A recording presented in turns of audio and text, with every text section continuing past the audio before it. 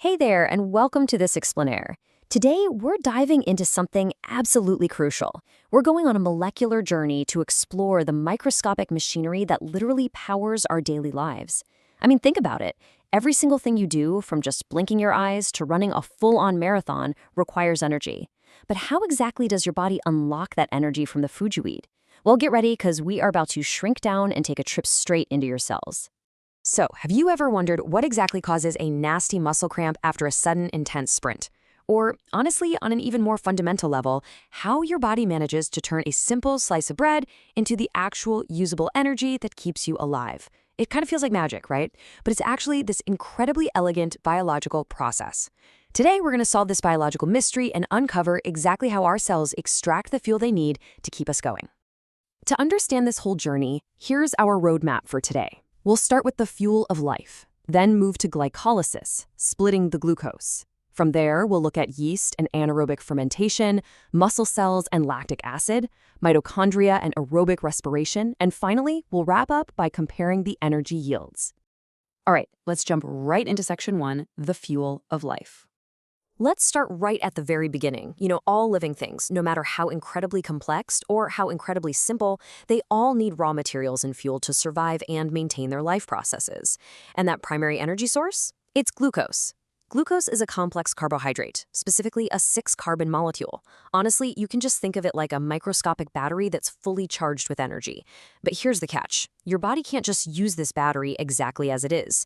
The energy locked tightly inside those carbon bonds has to be very carefully extracted and broken down into a form that your cells can actually use. Which brings us to section 2, glycolysis, splitting the glucose. To actually see this splitting happen, we need to zoom way into the cytoplasm. That's the jelly-like substance filling up the inside of a cell. The whole process kicks off when that 6-carbon glucose molecule enters the cytoplasm and literally gets broken right in half. This splitting creates 2 identical 3-carbon molecules, which we call pyruvate. And doing this actually releases a little bit of energy.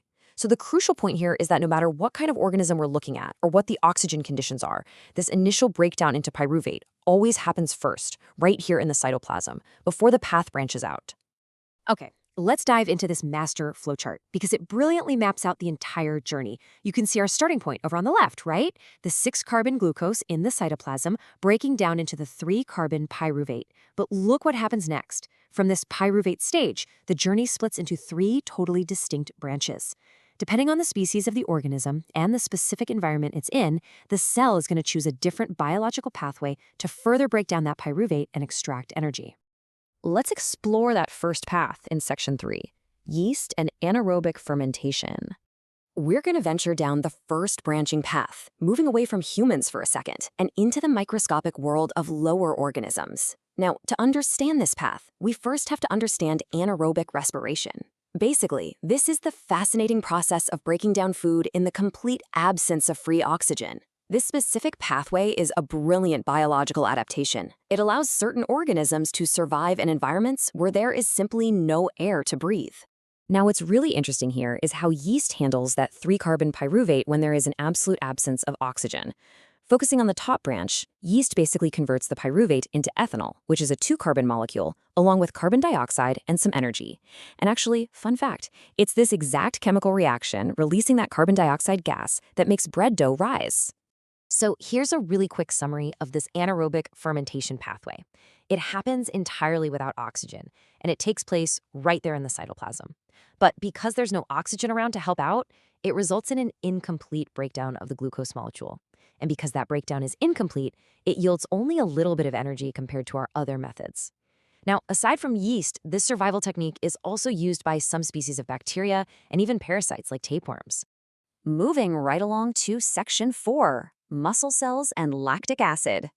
Let's bring the narrative right back to the human body.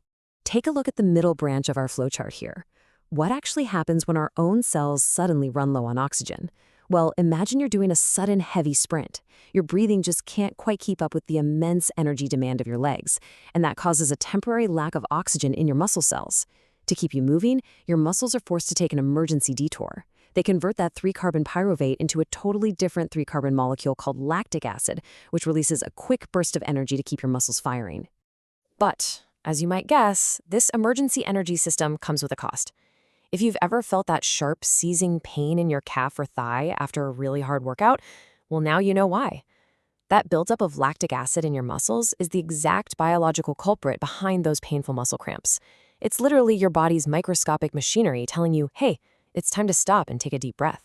And that brings us to Section 5, mitochondria and aerobic respiration. Once you finally do catch your breath, we transition to the final and absolutely most efficient pathway. This marks a major location change on our cellular journey, too.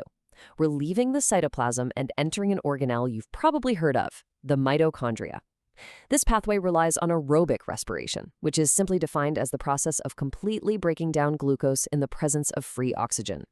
For all higher organisms, including us humans, this is the primary, everyday pathway under normal breathing conditions.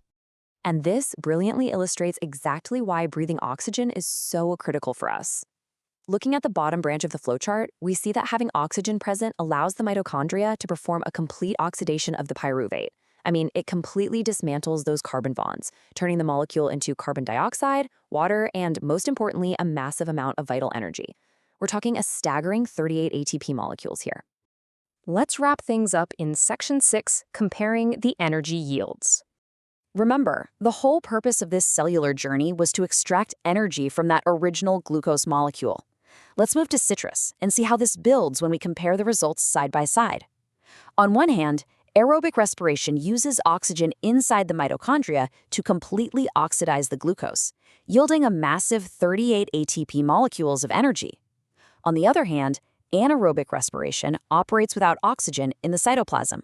It's an incomplete breakdown, so it yields a measly 2 ATP. This vast difference in energy output, 38 versus 2, is exactly why complex organisms like us rely so heavily on oxygen to fuel our lives. It really is incredible when you think about it. The adaptability of the cell is just simply elegant.